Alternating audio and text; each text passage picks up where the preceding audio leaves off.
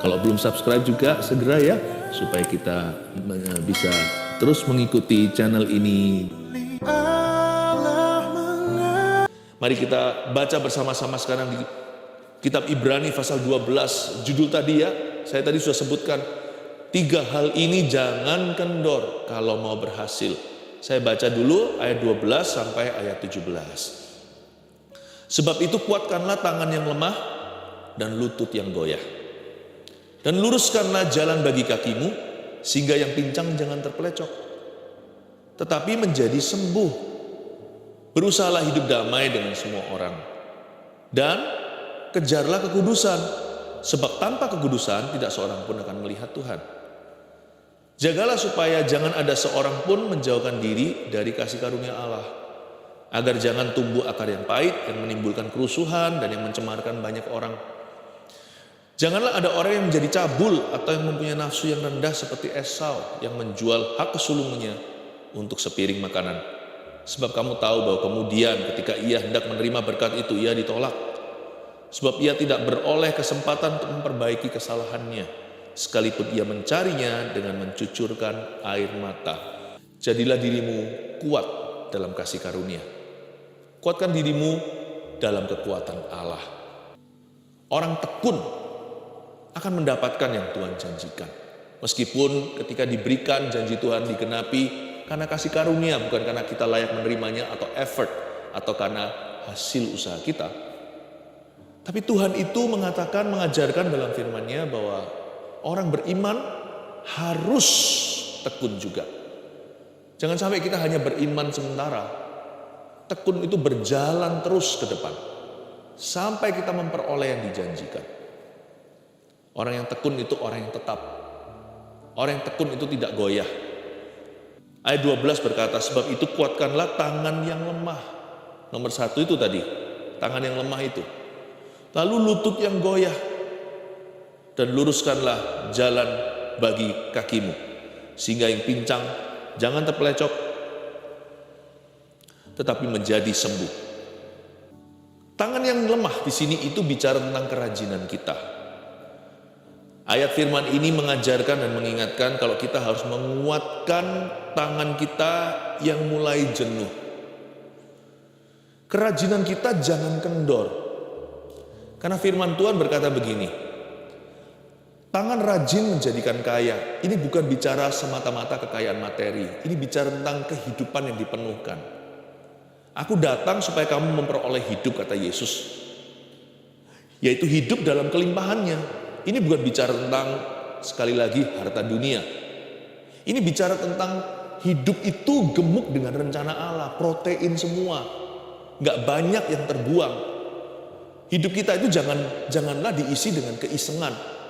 Tapi orang yang hidup dalam rencana Bapa, kebetulan pun adalah kesengajaan yang dirancangkan diam-diam oleh Tuhan. Kuatkan tangan yang lemah. Ayo rajin. Apapun yang tanganmu temukan untuk dikerjakan, apalagi kalau itu sudah menjadi duty atau menjadi tugas dan tanggung jawab. Kalau kita dipanggil di area tertentu atau di bidang tertentu, rajinlah sekalipun belum menuai hasilnya. Misalkan kita mengeluh dalam hati, pohon ara kok tidak berbuah, pohon anggur kok tidak ada, pohon ara kok tidak berbunga, pohon anggur kok tidak ada buahnya. Tetap rajin aja, karena rajin itu yang betul, malas itu yang salah. Jangan jadi orang yang malas dan suka beralasan atau making excuses. Sebab orang yang kayak begini sudah gak jalan sama Tuhan. Kalaupun dia punya sesuatu dalam kelimpahan, cepat lambat akan habis di tangan. Sebab tangan rajinlah yang diberkati Tuhan, bukan tangan yang malas. Kuatkan tangan yang lemah. Ayo giat. Jangan izinkan kendor. Jangan result oriented atau terlalu cepat menilai hasil akhirnya. Bukan hanya kerajinan itu kan bicara tentang aktivitas kita. Tapi lututnya juga jangan goyah. Lutut yang goyah di sini bukanlah cedera karena olahraga. Lutut yang goyah ini bicara tentang kerohanian. Ini ayat-ayat kiasan. Kakimu, tanganmu jangan lemah, lututmu jangan goyah. Lutut yang goyah, lutut itu sinonim sekali sama dengan berdoa atau bersujud di hadapan Allah. Doa juga jangan kendor. Sekalipun tidak kunjung melihat jawaban, sampai sekarang Tuhan belum berfirman, Terus berdoa. Berdoa itu mesti tekun. Doa itu nggak tentu instan, hasil maupun jawaban. Kalau kita berdoa disuruh Tuhan minta, kadang-kadang minta sekali dikasih.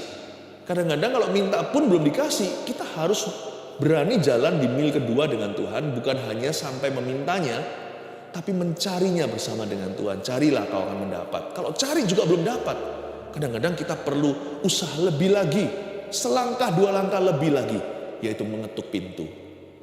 Menggedor pintu itu nggak sekali dan bukan sekali-kali. Kalau kita tahu di dalamnya ada orang dan ada janji Tuhan menunggu, gedorlah pintu. Ketuklah sampai dibukakan, sebab barang siapa mengetuk pintu, pintu akan dibukakan baginya. Lutut itu jangan goyah. Doa itu jangan sebentar saja. Doa itu nggak jodoh sama yang namanya sementara. Doa itu harus tidak jenuh-jenuh, tidak putus-putus. Unceasingly dalam bahasa Inggrisnya. Berdoalah tanpa putus. Jangan sampai kakimu itu, lututmu goyah, dan luruskanlah jalan bagi kakimu, sehingga yang pincang jangan terpelecok, tetapi menjadi sembuh. Wah, bagus sekali ini. Jalannya disuruh luruskan bagi kaki. Ya, jangan sampai kakinya salah jalan ke kiri kanan. Banyak orang kalau tidak melihat mujizat dan berkat, lalu dia biasanya gampang sekali untuk habis nafas. Nafas kita, nafas orang Kristen, anak Tuhan, itu doa dan firman, bukan mujizat dan berkat. Sekalipun jalan kita belum melihat titik terang, tetap harus jalan lurus, jangan ke kiri kanan. Mendingan saya di jalan setapak kaki itu, setapak langkah, jalan yang sempit sekali di gang tapi terang, daripada saya eksplorasi masuk ke kanan kiri, lalu di sana ada serigala bersembunyi. Kelihatan gelap, gak ada apa-apa, tapi binatang buas semua. Jalan yang betul adalah yang dituntun oleh pelita. Firman adalah pelita bagi kaki, terang bagi jalan. Mendingan jalanku sempit, mendingan jalanku susah. Tapi kalau saya jalan sama Yesus dalam suka dan duka, jalanku pelan, lamban, namun pasti. Saya tahu jelas ini menuju ke tujuan yang Tuhan inginkan. Bukan kehendakku yang jadi, tapi kehendakmu. Kalau kehendakmu kadang-kadang sulit diikuti, lebih baik aku mengikuti kehendakmu daripada kehendakku sendiri. Kehendak saya sendiri serasa longgar, tapi saya nggak tahu ujungnya apa. Tapi kalau kehendak Yesus itu selalu baik. Ku tahu rencanamu indah bagiku. Rencanamu dan rancanganmu lebih tinggi, dan jalanmu lebih tinggi dari jalan-jalanku. Setinggi langit dari bumi, setinggi itu rencana Tuhan atas hidup saya. Luruskan jalan bagi kakimu. Jangan terpelecok. Jangan sampai nanti ketika Tuhan menjawab doa kita lagi nggak layak terima. Kita merasa diri berdosa, kita jatuh dalam kesalahan. Loh, Tuhan tinggal kasih kadonya, kita sakit saat seharusnya kita tinggal menerima. Jangan sampai nanti kondisinya seperti itu. Hati-hati ya, jangan salah jalan tahun ini. Jangan buat kendor. Artinya ayat ini, kalau tangan kita yang lemah kita jaga, lutut yang goyah kita jaga tidak kendor, kaki kita juga dijaga jalannya, yang terpelecok pun dapat menjadi sembuh. Luar biasa ya. Artinya orang yang terkilir itu tidak perlu terapi, orang yang kesleo nggak perlu diobati, dari terpelecok langsung menjadi sembuh. Kata menjadi sembuh itu miraculous. Dari orang yang terpelecok, kesleo, terkilir, langsung sembuh. Kata jadi sembuh itu langsung sembuh instan. Untuk Tuhan memutar balikan keadaan kita itu semudah membalikkan telapak tangan. Ini saya bayangkan, jika roh hari ini kehidupan doa Anda amburadul. Misalnya kerajinan Anda sudah kendor, sekarang jadi orang yang putus asa, jadi orang yang tidak termotivasi. Tapi kalau Anda bertobat hari ini, jika Anda mendengar suara Tuhan, Anda tidak mengeraskan hati dan membuka diri, Tuhan nggak perlu pakai proses. Seketika ini juga, Tuhan bisa memutar balikan keadaan Anda. Mungkin situasi belum berubah instan, tapi hatimu berbalik 100%. Tuhan bisa memutar balikan 180 derajat. Dari orang yang murtad, tiba-tiba langsung dipakai Tuhan. Detik ini juga. Hidupmu akan langsung jadi kesaksian buat orang lain. Ini yang saya sebut from a backslidden stage to being used by God instantly. Dari orang yang salah jalan, orang yang jatuh, mesbah runtuh, kerajinannya kendor, udah give up, tiba-tiba dengar firman Tuhan langsung berkata, aku jawab ya. Tuhan bisa putar balikkan hatinya dari orang yang menjadi korban kehidupan berubah menjadi kesaksian. Lihat ya, Tuhan bisa sekarang melakukan satu mujizat. He will change you from the inside. Dia akan mengubahmu dari dalam dirimu. Ayat yang berikutnya berkata seperti ini. Berusahalah hidup damai dengan semua orang. Bicara tentang hal-hal yang jangan kendor dalam hidup ini, sekarang masuk ke aplikasinya. Orang yang hidup damai dengan semua orang, orang itu gak akan kendor menjaga hatinya. Berusahalah hidup damai dengan semua orang itu gak tergantung reaksi orang lain. Tahukah Anda, ada kata berusaha di sana itu dari sisi atau pihak kita. Tidak memperdulikan orang lain kelakuannya sama kita berubah atau tidak, apakah orang itu minta maaf dulu. Tidak ada hubungannya. Berusahalah hidup damai dengan semua orang itu berarti Tuhan berurusan dengan kita secara pribadi. Orang lain bisa benar, orang lain bisa salah, itu urusan mereka. Urusanmu dan urusanku sama Yesus secara langsung. Jangan sampai kendor hatinya. Jaga kemanisan jiwa, jangan masuk dalam kepahitan. Lalu setelah itu dilanjutkan, berusahalah hidup damai dengan semua orang dan kejarlah kekudusan. Saya sempat bertanya, emangnya kekudusan itu mau kemana ya kok dikejar? Ayat ini bukan disampaikan kepada orang yang sudah jatuh dalam dosa, termasuk orang yang sedang menjaga kekudusan harus terus menjaga kekudusan. Mau tahu kenapa? Karena kita manusia ini tinggal dalam tubuh Adam dan Hawa. Kecenderungan kita itu adalah untuk jatuh. Sangat gampang kita ini jatuh dalam dosa. Mana lebih mudah berkata, Tuhan biarkan kehendakku jadi, atau Tuhan bukan kehendakku tapi kehendakmu yang jadi. Mana lebih gampang? Kejarlah kekudusan itu, jangan pernah lengah. Jangan mentang-mentang sekarang kita sedang tidak salah, lalu kita mulai malas berdoa. Yesus berkata apa sama murid-muridnya sebelum membawa mereka ke Getsemani? Itu tiga muridnya, yaitu Petrus, Yohanes, Yakobus. Tidak sanggupkah kamu berdoa 1 jam saja sama saya? Berdoalah supaya kamu jangan jatuh ke dalam pencobaan. Mungkin hari ini kita fine-fine saja, lalu kita mulai merasa kurang butuhlah sama Tuhan atau ogah-ogahan. Mungkin 1 hari masih belum terjadi, belum ada pengaruhnya. 2-3 hari masih kuat lah ya. Tiba-tiba 1 minggu terjadi kejatuhan yang fatal dalam kehidupanmu. Kok bisa ya? Dari orang yang begitu berapi-api untuk Tuhan dipakai sama Tuhan secara luar biasa. Gak sampai 1 minggu 5 hari misalnya langsung jatuh dalam dosa yang cukup parah. Gak ada orang itu yang bisa kudus kekal di dunia. Sebab selama kita masih hidup di dalam tubuh Adam dan Hawa, kita masih bisa jatuh. Kekudusan itu harus dijaga. Kita saling mengingatkan sesama rekan Tuhan, ayo kita harus saling menjaga. Dan kita juga harus menjaga kekudusan Tuhan dalam kehidupan kita. Mengapa begitu? Karena terlalu gampang kita jatuh. Kita ini sudah ada bibit bobot bebetnya Adam. Kita itu sudah ada bakat alam. Jadi kata kejarlah kekudusan ini bukan berarti kekudusan lari. Kalau sekarang kita lagi suci, kekudusan itu tidak kemana-mana. Tapi kalau kita tidak mengejarnya, cepat lambat kita akan kehabisan stamina alias ngos-ngosan. Kejarlah kekudusan. Hidup ini ada gravitasinya, yaitu kematian. Dan manusia lama kita itu ada gravitasinya, yaitu dosa. Hati-hati ya, kejarlah kekudusan. Jangan biarkan, jangan kasih yang namanya kekudusan itu kendor dalam kehidupanmu. Jaga terus. Jangan mentang-mentang sekarang kita itu sudah suci dan kudus, sudah benar di depan Tuhan, kita kompromi kiri kanan, nggak apa-apa. Merasa diri kebal dosa. Biasanya orang yang merasa kebal itulah esok hari jatuh. Kejar kekudusan itu. Sebab tanpa kekudusan tidak seorang pun akan melihat Tuhan.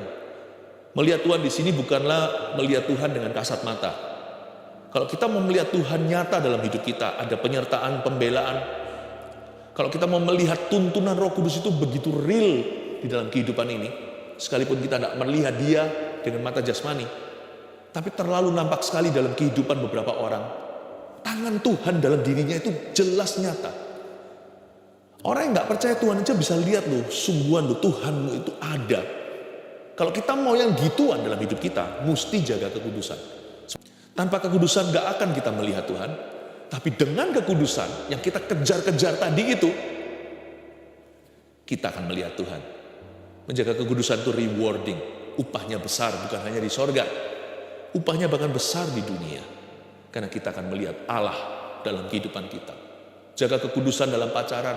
Supaya nanti suatu hari menikah kita melihat Tuhan dalam rumah tangga kita. Tuhan campur tangan. Jangan heran, anak orang-orang yang menjaga kekudusannya sejak pacaran, nanti akan kelihatan bedanya penyertaan Tuhan dalam diri anak-anaknya.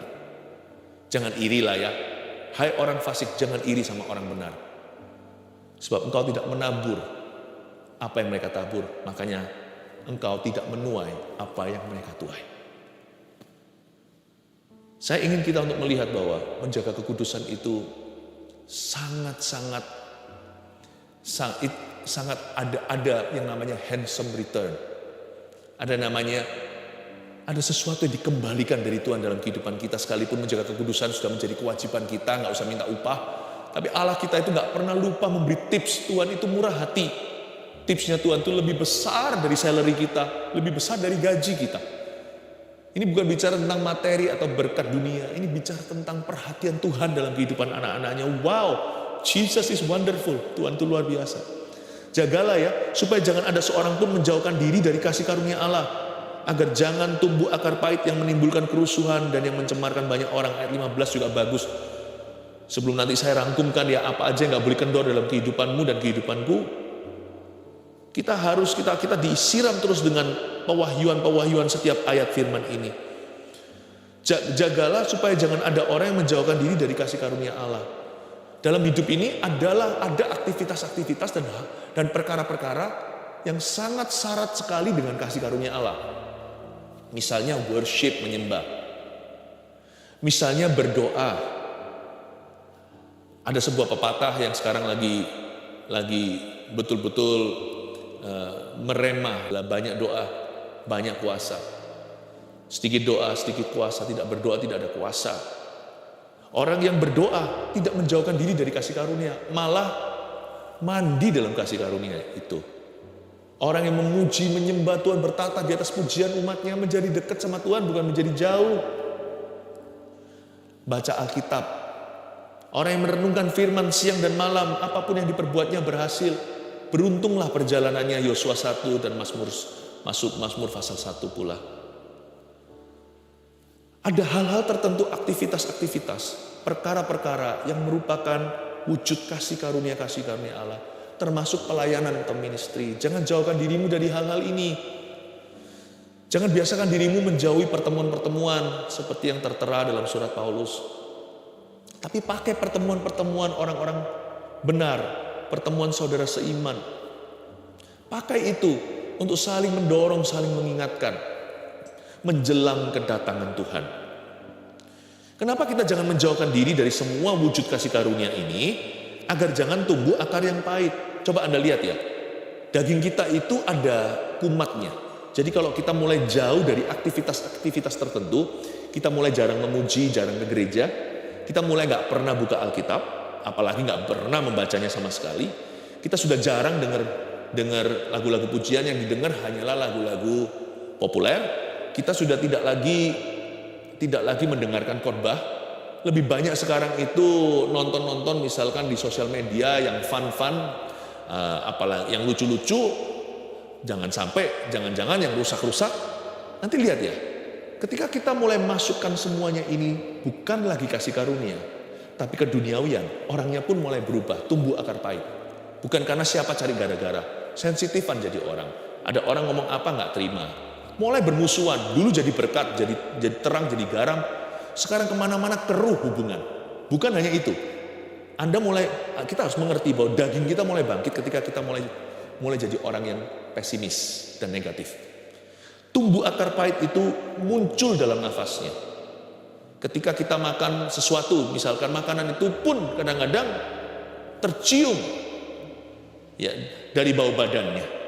Demikian pula ketika kita mulai jauh dari kasih karunia, mulailah tercium bau akar kepahitan di dalam diri kita. Orangnya mulai negatif. Orangnya mulai pesimisan. mulai nggak kenaan, tidak terimaan. Orangnya mulai sensitif, bukan peka sama Tuhan, tapi mulai peka hanya perasaannya saja, bukan perasaan orang lain. Kalau Anda melihat tanda-tanda yang saya sebutkan barusan, ketahuilah bahwa mulai ada asam urat rohaninya. Ketika mulai misalkan kakinya bengkak, kolesterol dan sebagainya juga ada tanda-tanda, mulai pusing-pusing dan sebagainya. Kalau Anda mulai merasakan gejala-gejala yang saya sebutkan tadi, mungkin ya, tolong diuji lagi, mungkin akar pahit mulai tumbuh di dalam hatimu. Tapi kenapa akar pahit itu bisa tumbuh dengan mudah di dalam hatimu? Karena jauh dari kasih karunia. Biasanya kalau kita lagi dekat sama kasih karunia, susah jadi orang yang negatif. Sekali-kali bisa. Kalau kita sedang penuh dengan kasih karunia, tidak semudah itu jadi orang pesimis. Apa-apa kita didorong sama iman. Belum lagi iman orang lain mengasah. Dan kita nggak bisa menjadi orang yang melulu, hanyalah orang yang sensitifan, peka, dan dikit-dikit nggak terima. Nggak bisa, kenapa? Karena kita belajar untuk melayani. Karena kita ditempa untuk melayani Tuhan dan melayani sesama. Berhati hamba, kiri kanan teladan. Susahlah jadi orang yang selalu nggak kenaan dan nggak terimaan. Lalu kalau sudah tumbuh akar pahit, hati-hati ayat yang berikutnya, ayat 16, biasanya dosa seksual pun akan menyusul. Janganlah ada orang yang menjadi cabul, atau yang mempunyai nafsu yang rendah, seperti Esau yang menjual hak kesulungannya untuk sepiring makanan. Awas-awas, sebuah peringatan. Biasanya dosa seksual tidak langsung sehari kita jatuh, tetapi mulai dengan berubah sifat orang itu, kembali lagi sifat lamanya. Pelan-pelan biasanya akan ke basic insting atau kepada naluri hewan. Tapi sebenarnya di sini dikatakan jangan punya nafsu yang rendah seperti Esau. Kata nafsu yang rendah di situ dalam bahasa Yunaninya lebih punya arti semacam jangan jadi duniawi kayak Esau. Jangan jadi sekuler pikirannya. Perlahan-lahan secara progresif menjadi ateis. Itu maksudnya. Anda lihat ya, orang kalau kendor, kelihatannya kendor. Lalu jalannya erosi, ujungnya jatuh, lalu jatuh lagi, semakin lama, semakin sulit pulih. Semua dimulai hanyalah kompromi kecil, yaitu kekendoran yang tidak kita perhatikan. Atau sesuatu yang terlalu kecil sehingga kita abaikan. Lama-lama nanti pikirannya bukan hanya sifatnya berubah lagi menjadi sifat lama, tetapi pikirannya perlahan-lahan mulai bergeser dari Tuhan. Dari orang yang dahulunya itu sungguh-sungguh radikal sama Tuhan Yesus, perlahan-lahan ke arah orang yang tidak percaya. Bukan hanya orang yang tidak percaya, tetapi menjadi orang yang duniawi, sekuler. Menilai segala sesuatu dari sudut pandang dunia. Begini, begitu. Kok bisa ya orang rohani bisa jatuh sedalam itu? Dulu dia rohani loh. Pernah nggak Anda punya teman jangan-jangan bukan orang lain, jangan-jangan diri sendiri yang saya maksudkan. Dulu tuh pelayanan, wah menggebu-gebu untuk Tuhan. Sekarang duniawi sekali. Sangat tidak percaya. Bukan hanya pesimis, bukan hanya negatif, bukan hanya orang yang sensitif, tetapi dia sekuler sekali pikirannya. Jangan-jangan ujungnya nanti menyangkal Yesus. Jangan-jangan ujungnya menyangkal bahwa Yesus adalah Tuhan. Yesus bukan Tuhan. Jangan-jangan ujungnya yang diragukan adalah Tuhan. Hati-hati ya. Kekendoran itu jauh lebih serius daripada yang kita kira. Tahun ini, jangan mau dibawa perlahan-lahan masuk ke erosi rohani. Justru kalau Anda dan saya ada di depan, maju tak gentar. Kalau kita sudah memimpin di nomor 1 dalam perlombaan, justru tancap gas. Jangan berkata, santai Hati-hati, mogok mesinnya. Mendingan saya sudah lewat dulu garis finish, baru mogok di situ. Daripada saya meremehkan musuh, lalu tiba-tiba ada sesuatu, saya dibalap mereka, yang terdahulu menjadi terkemudian. 3 hal ini, catatlah rangkuman kita 3 hal. Jangan kendor kalau mau berhasil. 1, kerajinan kita jangan kendor sebab Tuhan akan memberkatinya. Ingat, Tuhan memberkati kerajinan, Tuhan tidak memberkati kemalasan. 2, yang jangan kendor apa? Doa kita jangan kendor. Atau kehidupan doa kita ya jangan kendor. sebab Tuhan akan menjawabnya. Kalau belum ada jawaban, doa terus. Kalau juga belum ada jawaban, perlu introspeksi juga. Mungkin kita salah berdoa. Mungkin yang kita doakan itu menentang firman Allah. Tapi kalau enggak, semua fine-fine saja, semua dalam perikopnya, semua sudah berada dalam konteks yang tepat. Ya udah tinggal tunggu waktu aja, semua indah pada waktunya. Tetaplah tekun dalam doa. Amin. 3. Kekudusan kita jangan kendor, karena Tuhan akan mengurapinya. Katakan pada dirimu sendiri, aku akan melihat Tuhan dalam pernikahan. Jikalau yang kau taburkan, jikalau benih kekudusan yang kau taburkan adalah dalam hubungan, percayalah nanti dalam hubunganlah Tuhan akan mengurapimu. Dalam pernikahanlah Tuhan mengurapi anak-anakmu. Kalau kita jaga kekudusan dalam pekerjaan, percayalah akan ada pembelaan Tuhan. Ujung daripada menjaga kekudusan itu apa? Tuhan mau memakai hidupku. Tuhan akan memakai saya. Ayo kita GR dulu. Ayo kita percaya pada perkataan ini. Tuhan mau memakai kami. Ayo Tuhan mau memakai kita. Jaga kekudusan ya. 3 hal ini pegang erat teguh. Jadikan checklistmu di tahun yang baru ini. Mumpung kita jalannya belum lama. Jangan sampai izinkan erosi. Wis pokoknya yang namanya 3 hal ini jangan kasih kendor gitu aja. 1. Kerajinan kita jangan kendor sebab Tuhan akan memberkatinya. 2. Doa kita jangan kendor sebab Tuhan akan menjawabnya. 3. Kekudusan kita jangan kendor sebab Tuhan akan mengurapinya. God bless you. Terus maju dalam Kristus.